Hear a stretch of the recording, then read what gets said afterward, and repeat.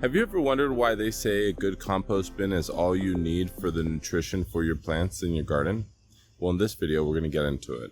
You're here with Mark Bowell on Perfect Gardens TV. Please remember to like, share, and subscribe. Make sure to check us out on Instagram and Facebook. We have the $2.99 membership, and if you need a little more one-on-one directly with me, we have the VIP link down below in the description. Let's go ahead and get into the video, guys.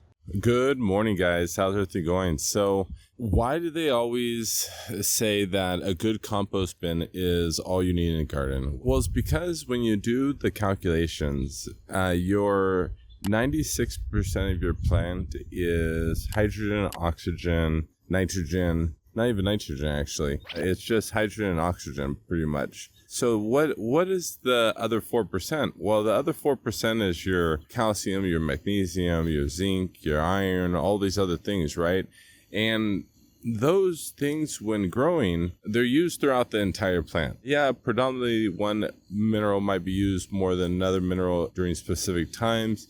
Yes, there's immobile nutrients, mobile nutrients, all that stuff. But the key point of what I don't want you guys to miss is that everything we see in our garden, the leaves, the stems, the roots, the flowers, the fruit, the tomatoes, the cucumbers, the onions, all of that stuff, that's only 4% of what's in our humic layer, right? And the majority of this stuff, the stems and the leaves and a lot of times when we eat our food, we don't even eat all of our food. The majority of what we harvest, we don't use. And that's why it's just so important to have a really great compost bin, is because just like this entire season, you guys have been seeing this garden unfold, right? From the very beginning, you saw the pots come in, you saw me bring in the soil. Well, obviously, I am still trying to figure out this garden. Next year, it's going to be way better with vertical gardens and all. But every single day when I come in here, I started with a square foot garden. I was able to harvest a lot of food, and now I gotta clear out the old stuff, the things that are bolting, and make room for the other vegetation. Why? Well, disease is going to set in. When I'm removing this foliage, though, what do I do with it, right? The most important thing is I go over and start to create a compost bin. What do I do with the pots, right, that have finished growing, like this one, for example? These have finished growing. If I just left it here, it could create some type of disease. Well, I now have a little extra soil for my garden. And let me come over here and show you guys my very simple hobo compost bin. I got started with a cardboard box. Yes, I'm going to improve this. Okay, guys, I promise you I'm going to improve this. It's going to get better year after year as the creativity gets added into this backyard. This garden will only get better.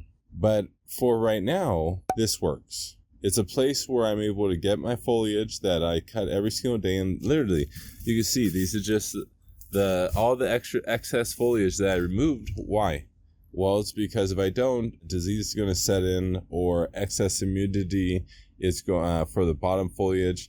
And yeah, disease, powdery mildew, other things are going. Even if I'm using Organoshield and I'm using the minerals, drops of balance, and I'm using the bacteria, if I create an environment, minimum law of tolerance, right? If I create an environment where it's too high humidity, at some point, powdery mildew is going to sit in. At some point, the environment is going to be more conducive for gnats to come into my environment, or whiteflies, or some type of a pest.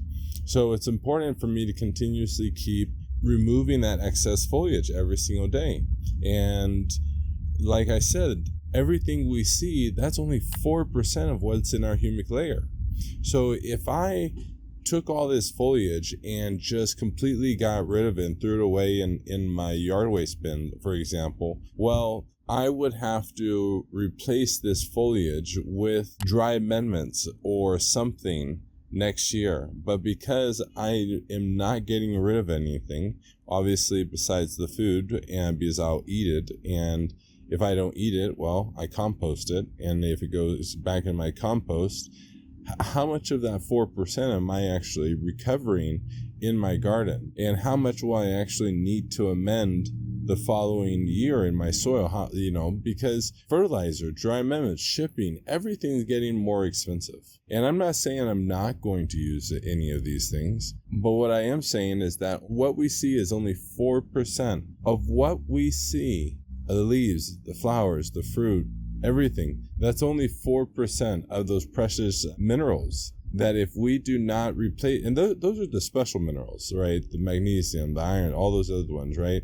If we do not replace those, if we do not take our compost and find a way to turn this back into soil and add it back into my grow beds, well, that's going to be the reason why I'm going to have to go buy new stuff next year. And like I said, for the economy, where everything's at, I'm not interested in just rebuying stuff. It actually makes no sense to me whatsoever to just take something that I have worked so hard for. I mean that foliage, that's the soil I drug into here, right? That's all the things of large amounts of manual labor went into to putting this stuff here. And why would I take it and just get rid of it, right? Wouldn't it be more efficient over time to collect it, recycle it, turn it back into soil, add it back into my compost, so I'm not having to repurchase something the following year? Anyways, that's my 2 cents around a compost bin. I try to keep it light, not take it too heavy. Please remember to like, share, and subscribe. And obviously, all those other good things of a compost bin, worms, and all those other things are going to help break things down.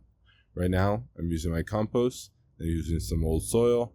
I'm using my composter from EM1 right here. Every single day, I'm taking my old food. It collects in here after it gets to the top. I ferment it. I take that, and then I add it back into my compost bin. So I'm doing my very best to recollect that 4%, so I'm not wasting it. And also, not just that 4%, but that other 96% of the plant as well is also being recycled. All right. Please remember to like, share, and subscribe. Have a great grow, everyone.